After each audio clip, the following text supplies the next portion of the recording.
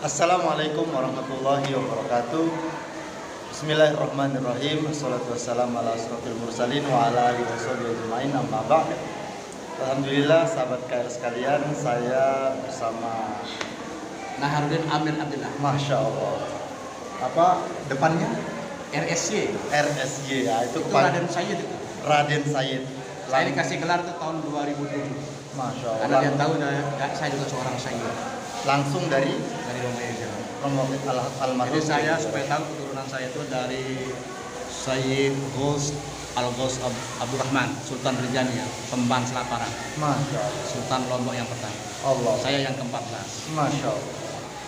Ya, kita berhubung menunggu hujan reda ketika menyemput guru kita tercinta yaitu Gus Ahmad.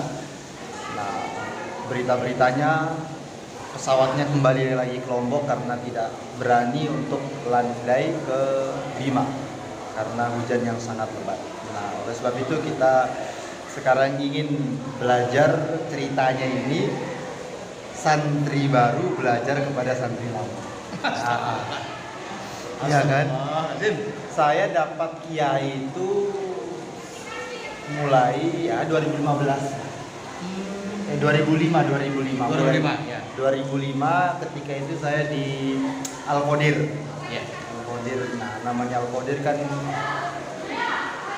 kita kurang jelas lah. Ya, mana Kiai Ubed, mana Kiai Zeron, mana Kiai Fatah, nggak jelas namanya anak kecil kan. Nah, kita tahu Kiai itu ketika sudah di pusat, sudah lulus Al-Qadir ya sekitar tahun 2007 lah sampai 2014 bulan 6 tanggal 21 atau tanggal 24 gitu bertepatan dengan 21 Ramadan. Kayaknya seperti itulah, Masya Allah. Nah, kita sekarang lanjut lanjut ya. Nah, kita ingin berbincang-bincang, bermuzakarah, bukan bermuzakarah sih, kalau muzakarah kan saling tukar pikiran. Ini saya yang bertanya mengenai keistimewaan Temburu.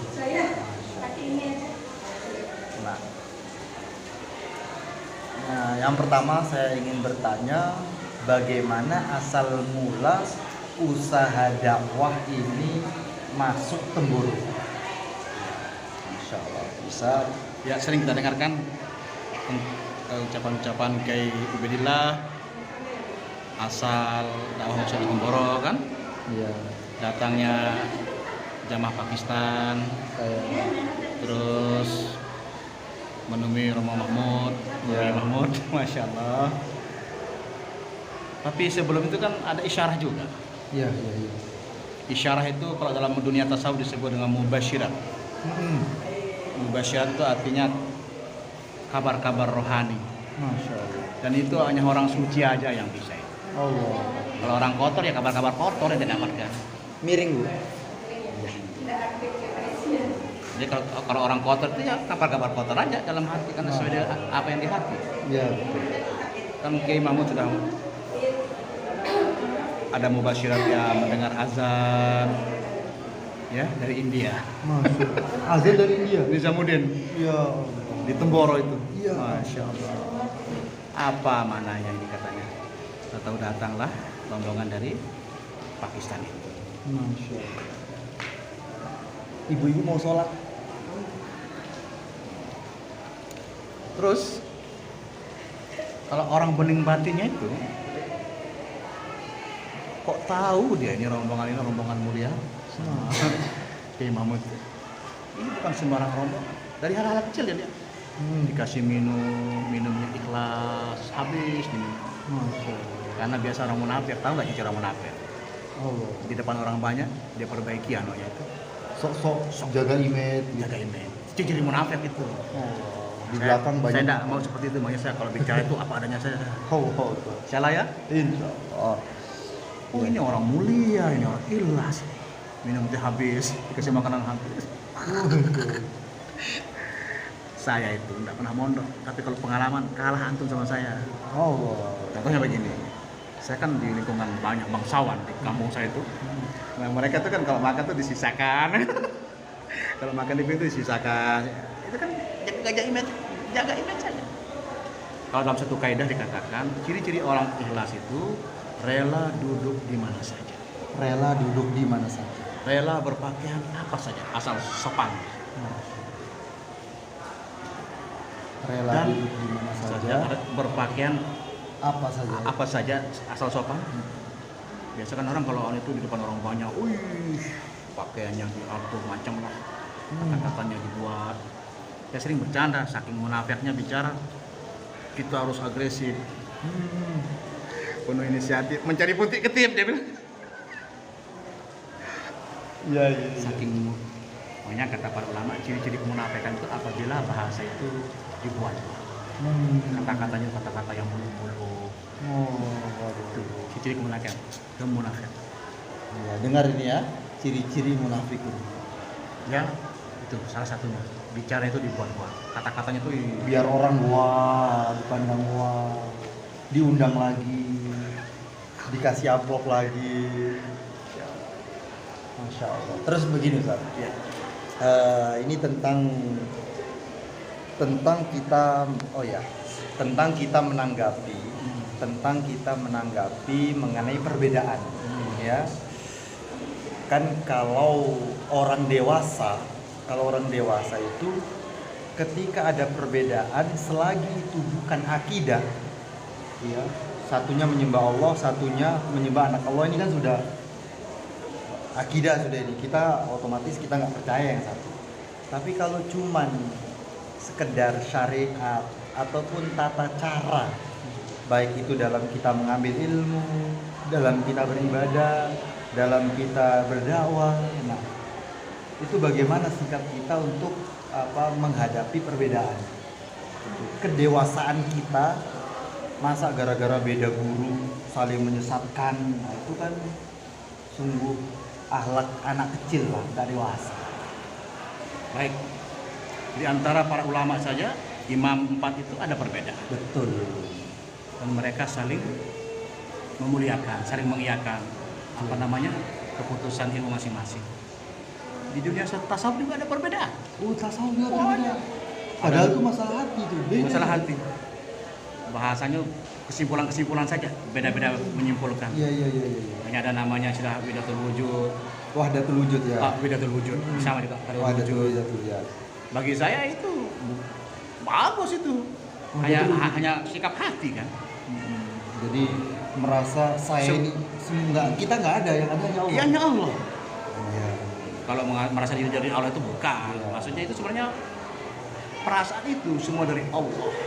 Semua Allah. Kullu syai' min indillah. Berarti ketika kita merasa semuanya Allah, berarti saya ini nggak ada. Nggak ada. Coba dalam itu. Pada hakikatnya kita ini siapa sih? Masya Allah. Nah itu perbedaannya. Makanya yang paling jenius menyimpulkan semua ilmu-ilmu tasawuf itu adalah Syekh Abu Yazid Al-Bustami. Makanya jeniusnya turun ke Izeron, karena dia ngambil nama tafaul dari nama itu. Iya. Syekh Izeron Toifur Abdil, dari kata At-Toifur Syekh Abu Yazid Al-Bustami. Saya pernah mimpi, saudaraku, wallahi saudaraku ya, ini lebih kebaikan saudara. Saya pernah mimpi, saya mendapat gelar itu, saya mimpikan siapa gelar. Makanya gelar beliau itu Al-Qutub Bahrul Ulum. Saya mimpi di situ. Masya Allah, gelarnya Q0 ya. Al-Qutub Bahrul Ulum. Masya Allah. Ilmunya itu lautan, bro. Ilmunya laut. Coba antum lihat. Dalam satu bayan itu bisa dia menyimpulkan suatu kalimat-kalimat yang semua orang mengerti, padahal mereka punya berbeda-beda permasalahan. Tersimpul oleh satu kalimat. Ada yang petani, ada yang guru, ada yang belum nikah, ada yang masih belajar, ada yang nggak bisa nahu, ya kan? Tapi selesai ketika dengar ceramahnya Kiai Bayan. Makanya beliau itu dalam ilmu tasawuf itu dia bergerak al-mufarrid bagi saya, yang tersendiri. Mufarrid. Yang tersendiri itu tidak ada duanya dalam hal Bahrul Ulum. Wali kutub yang Bahrul Ulum. Ada kadang-kadang wali itu punya kekhususan di pembicaraan. Seperti Syekh Abdul Qadir Jilani, sekali orang kalau beliau sekali ceramah 7 orang mati. Kalau antum kotor hati Satu kali ceramah 7 orang keluar dari majelis antum. Ini ngomong apa? Ini apa ini? Nah, kalau Syekh Abdul Qadir itu sekali kalimatnya itu bisa mati orang. Kalau ketika cerita tentang surga, kelihatan zauknya, rindunya kepada surga. Allah. Sampai mati. Masya Allah. Masya Allah. Masya Allah. Berkenaan dengan ilmu tasawuf, Ya. ini ada peribahasa orang Sumbawa. Kalau orang Sumbawa bilang ilmu loka, ilmu tua. Ilmu tua ya. Ya. Ilmu tua, ada bahasa, kalau bahasa Sumbawanya, sholat no batal, wudu no putis. Artinya, sholat tidak batal, wudu tidak putus. Nah itu apa yang dimaksud dengan kata-kata itu oleh orang-orang tua Sumbawa itu atau orang? Sebenarnya ini kalimatnya itu adalah ilmu tentang tauhid af'al, tauhid af'al. Bahwa segala sesuatu itu pada hakikatnya dari Allah saja. Dari Allah saja. Benar-benar mendalam. Baik, buruk, susah, senang, semua dari Allah. Apalagi garis bawahnya itu 500 tahun sebelum apa-apa ini sudah kita ditulis apa yang akan terjadi, apa yang sudah terjadi, apa yang sedang terjadi. Ada tulisannya. Kita belajar mentauhidkan afal itu, mengesahkan Allah dalam afal perbuatan Allah.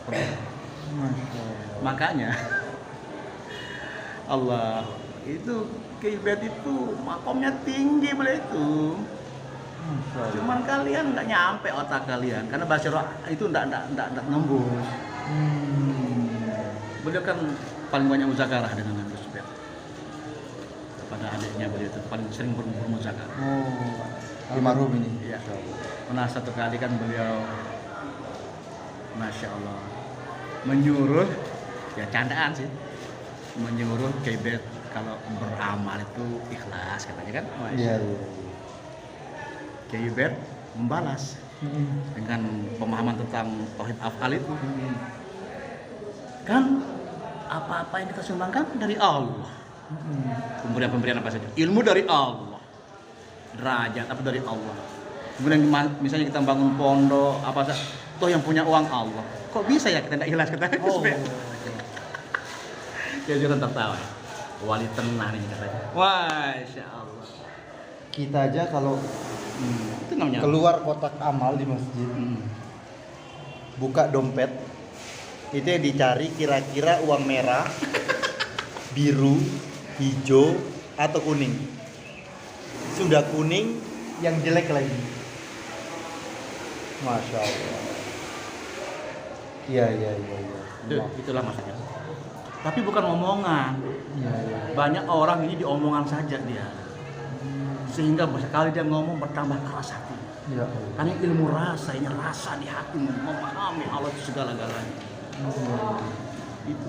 Kalau diomongan justru akan, makanya ada satu ungkapan yang mengatakan barang siapa yang bertambah ilmunya tidak bertambah amalnya semakin jauh dari Allah. Masya. Dan ini yang sering digunakan oleh orang-orang ahli pasar itu. Semua dari Allah.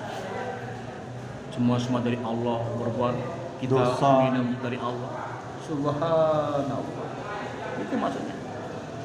Dia nggak memahami kalau Allah itu suci sehingga perbuatan-perbuatannya suci.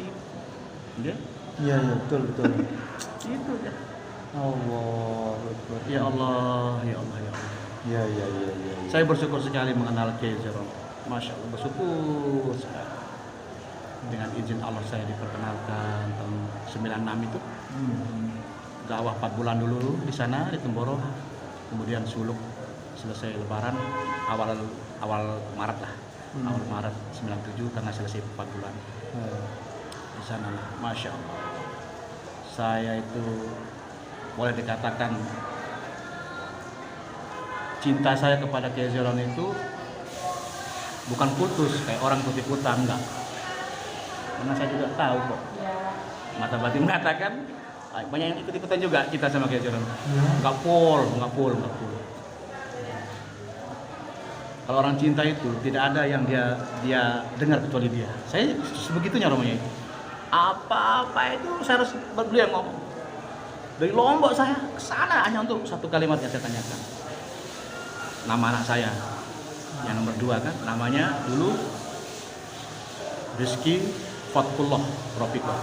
Beliau menggenengkan kepala. Ya udah, diganti nama, namanya Muhammad Fatkullah. Masya Allah. Pulang ke Lombok. Setelah itu alhamdulillah. Lupa saya sudah kedong dipanggil dia nama Rofiqo, nama yang ketiga. Kembali lagi. Hanya untuk boleh Kiai, saya menggunakan nama Rofiqo karena ini nama panggilannya Rofiq, udah kedong Rofiq. Gitu, hanya nanyakan. Karena kalau yang lain tidak percaya. Yang ketika beliau meninggal itu saya hampir pingsan, pingsan. Terjatuh, drop, terjatuh. Antum tahu enggak secara mubasyirat beliau yang datang mengatakan tenang saya.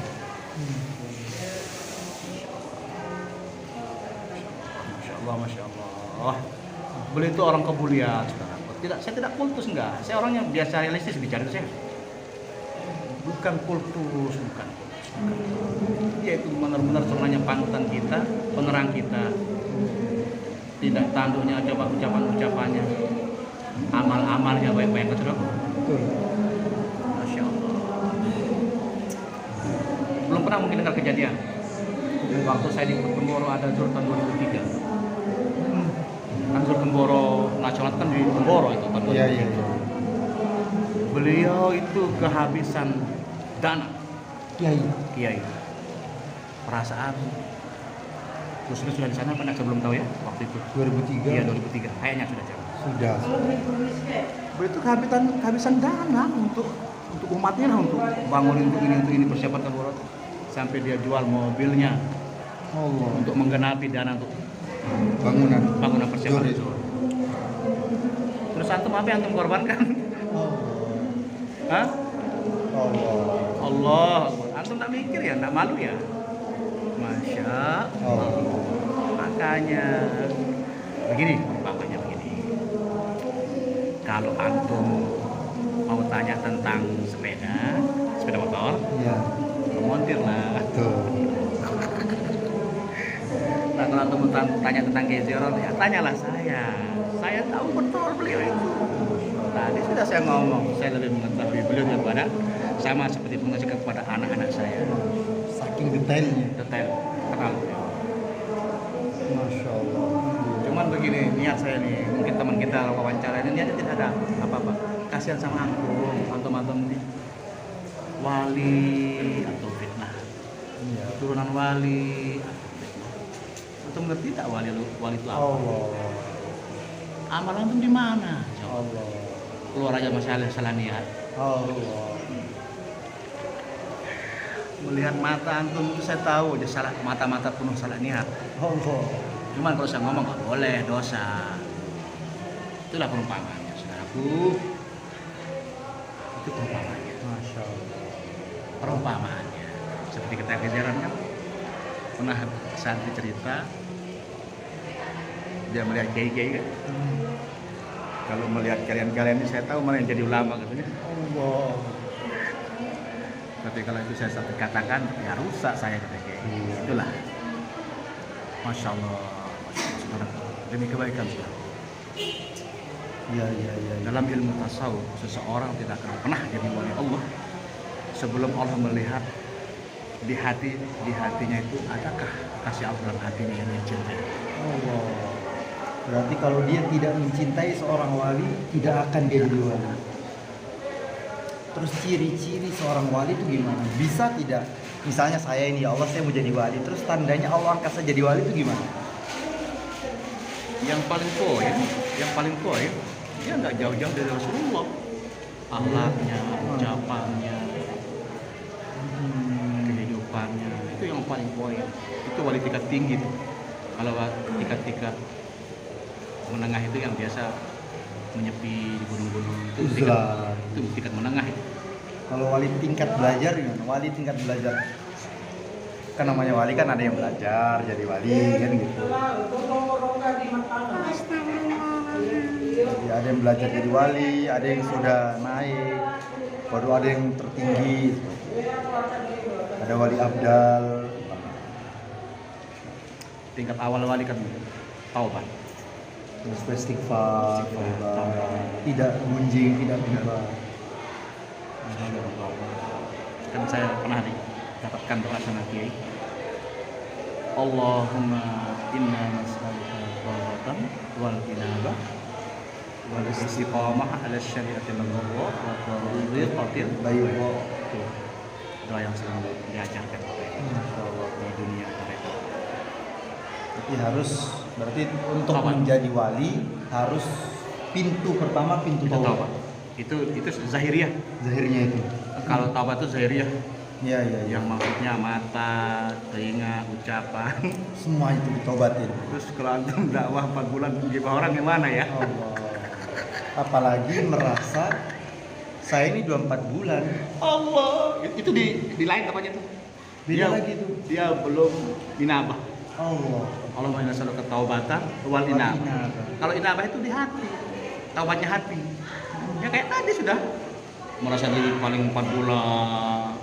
Masya Allah. Kata Romo Yai Kutub Bahrul Ulum Syekh Zainul Taqiyullah mengatakan, barang siapa yang membanggakan amalnya, maka Allah rendahkan apa yang dia banggakan. Allahu Akbar. Amal bangga, paling hebat, paling 4 bulan. Itu ada kejadian tuh di daerah saya.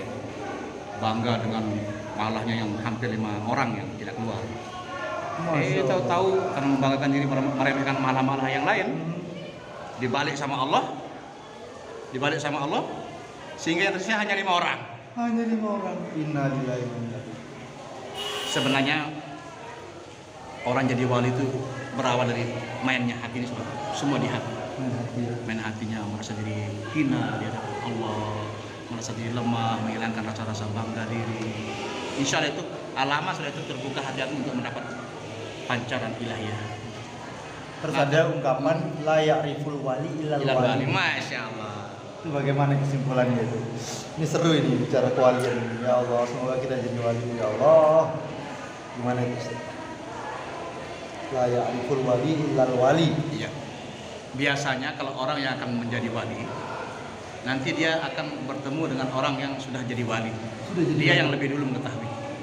Sehingga nanti ada pesan dengan kehendak Allah, bukan dibuat-buat pertemuan itu. Ada saja cara Allah untuk menemukan dia. Sehingga nanti dia diberikan nazarah pandangan wali itu melihat dia ini calon wali. Sehingga nanti dia ketika ketemu itu adalah kata-kata yang menggugah hatinya. Itu cek pertemuan pertamanya.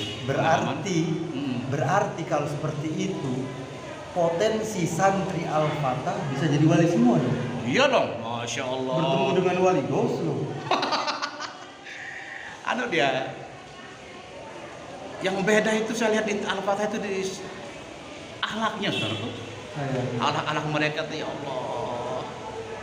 Karena di Temboro itu diajarkan dahulukan akhlak baru ilmu. Akhlak dulu baru ilmu. Karena ilmu tanpa akhlak itu tidak ada hasilnya kita berbuat. Betul. Dan kadang-kadang justru dari akhlak dan adab itu yang membuat orang jadi wali Allah. Saya ceritakan sekarang saudaraku yang mulia. Qutbul Ghaus Sayyid Abdul Qadir Jailani menjadi wali. Tahu enggak sejarahnya? Bagaimana? Itu ada silsilah yang ke-9 atau enggak yang ke-10 itu. Di silsilah tarekat Naqsabandiyah Al-Khalidiyah itu ada namanya Syekh Abu Yusuf Al-Hamadani. Itu wali Ghaus di zaman itu. Tiba-tiba datang kepada, tiba-tiba hilang. Maka mereka masih cilik-cilik lah, remaja-remaja kecil, masih kecil. Syekh Abdul Qadir bersama 3 orang ini mau ketemu. Yang 2 orang ini saya kalau ke sana saya akan mendebat dia. Yang satu nanti saya lihat juga apa yang saya mau coba-coba bincangkan sama dia. Kalau Syekh Abdul Qadir ini tidak mau apa-apa, dia hanya mencari keberkahan dengan takzimnya Al-Ghaus. Maka ketika mereka yang ke-3 orang ini bertemu Syekh Abdul Qadir, yang satu ini benar mendapat Syekh Abdul Qadir. Mendapat Syekh Abu Yusuf Al-Hamadani. Tapi tidak dijawab. Aku tahu semua apa yang kamu akan datang sini untuk mendebat aku, katanya. Diketahui. Sesungguhnya aku melihat kamu mati dalam keadaan kekafiran. Akhirnya benar katanya. Yang terjadi orang ini kan ahli ilmu, dia ahli ilmu. Masya Allah, dia pergi berdakwah, dipanggil lah biasa. Dakwah sini sampai ke Roma, dia dakwah di depan-depan gereja-gereja orang Kristen. Menyenangkan orang dengan ucapan-ucapannya. Nah, keluarlah anak gadis Seorang wanita. Wanita daripada pendeta ini. Allah. Cantik jelita, masya Allah, cantik jelita. Tak surpri kolbi dia, Hatinya terkesan dalam hatinya, udah hilang otak apanya, Ilmunya kepalanya. Sampai dia bertanya kepada Pak Pendeta, Pak Pendeta, saya ingin menikahi daripada anak gadis Anda. Maka beliau pendeta mengatakan, boleh saja, tapi kamu harus masuk Kristen. pindah agama. Rela. Alhamdulillah. Akibat tidak adab kepada seorang waliullah. Masya Allah.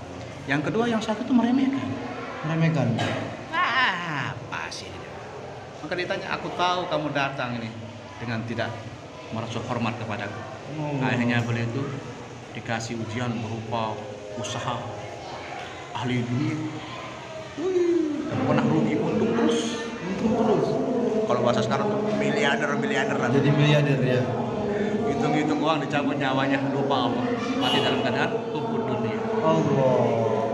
Hubbud dunia ra'su kulli khati'ah.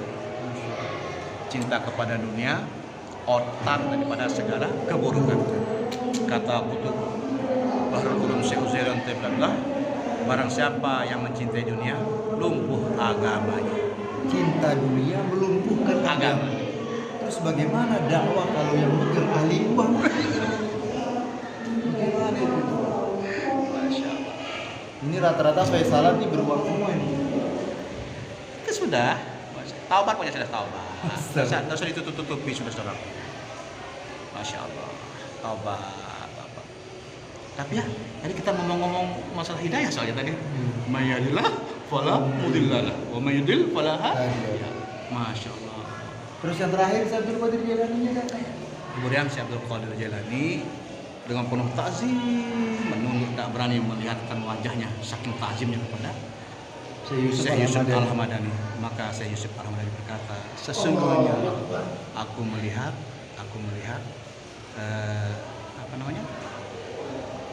itu dirimu itu kakimu berada di pundak-pundak para wali. Allah.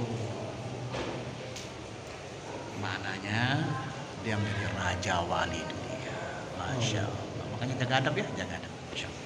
Masya Allah. Alhamdulillah, saudaraku sekalian, kita sudah berbincang kurang lebih setengah jam. Terima kasih atas segala ilmu yang Ustadz berikan. Insya Allah di lain waktu kita akan berbincang kembali. Nah, berhubung cuaca sudah lumayan rendah, marilah kita sekarang keluar untuk melihat suasana. Assalamualaikum warahmatullahi wabarakatuh.